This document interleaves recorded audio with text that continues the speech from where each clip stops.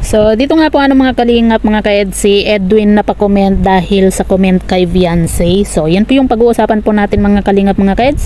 Pero bago po natin ipagpatuloy ang video ito sa mga bago pa lang po sa ating munting channel, huwag po natin kalimutang suportahan ang ama ng kalingap, Kuya Val Santos Matubang at Kalingap Rob.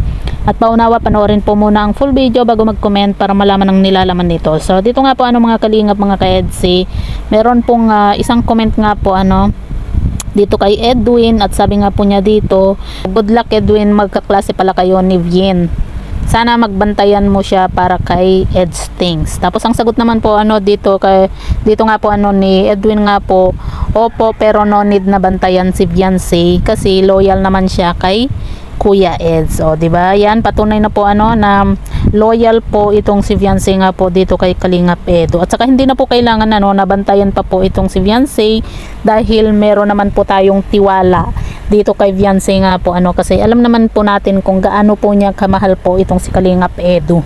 Ganun din po itong si Kalingap Edo, may tiwala po siya dito kay Viancy nga po.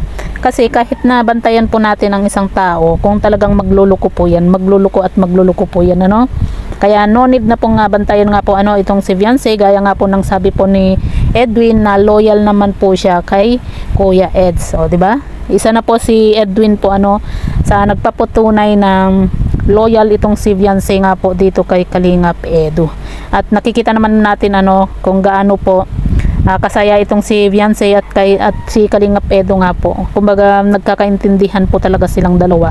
Kahit na hindi po yan maihahatid sundo lagi ni Kalingap Edo itong si Viancy, meron pong tiwala yan itong si Kalingap Edo dito kay Viancy nga po. Kasi kita naman po natin itong si Viancy na mahal na mahal niya po itong si Kalingap Edo. At saka ang patunay din po hanggat suot po nila yung sing-sing, saka yun po yung promise ring po nila kumbaga yun yung isa sa nagpapatibay po sa kanilang relasyon nga po mga kalingap.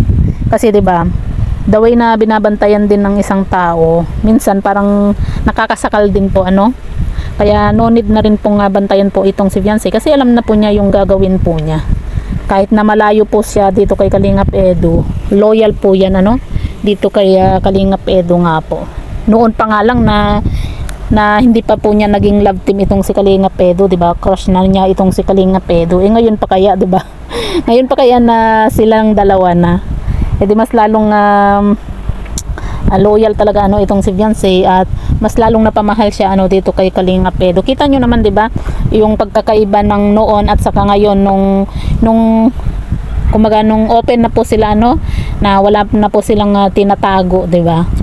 Kumbaga wala na, kumbaga na kahit na nakikita na sila na on cam sa paghawak kamay, yung mga ganun kumbaga yung sweet ba kumpara dati na nagtataguan pa po sila ng feelings nga po dahil sa nag-iingat po sila kasi alam naman po natin yung mga tao, kumbaga hindi natin lahat mapiplease, kumbaga meron pa ring pangbabash, di ba? Kumbaga iba-iba yung komento po kasi ng mga tao. Pero ngayon nakikita natin na simula nung nag-aminan na po itong dalawa na sila na, kita natin kung gaano sila ka-sweet, hindi na sila kumbaga nahihiya kumbaga open na sila, di ba?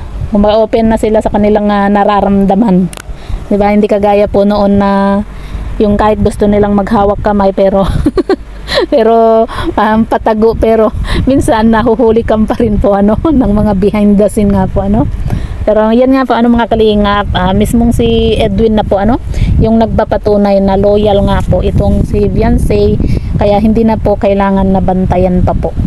At alam naman natin na mahal ni Viancy itong si Kalingap Edo. Kumbaga ang hinihintay na lang nila talaga ay panahon kasi syempre 'di ba nag-aaral pa po itong si Viancy nga po. Kita narinig naman po natin yung interview po ni Kuya Val nga po dito kay Viancy, 'di ba? Kung sakasakali 'di ba after 2 years pagka-graduate niya, papayag na po siyang magpakasal nga po Ayan ang hihintayin po natin mga kalingap. At sana sila na po talaga forever nga po. Kumbaga sila na po talaga yung magkatuluyan.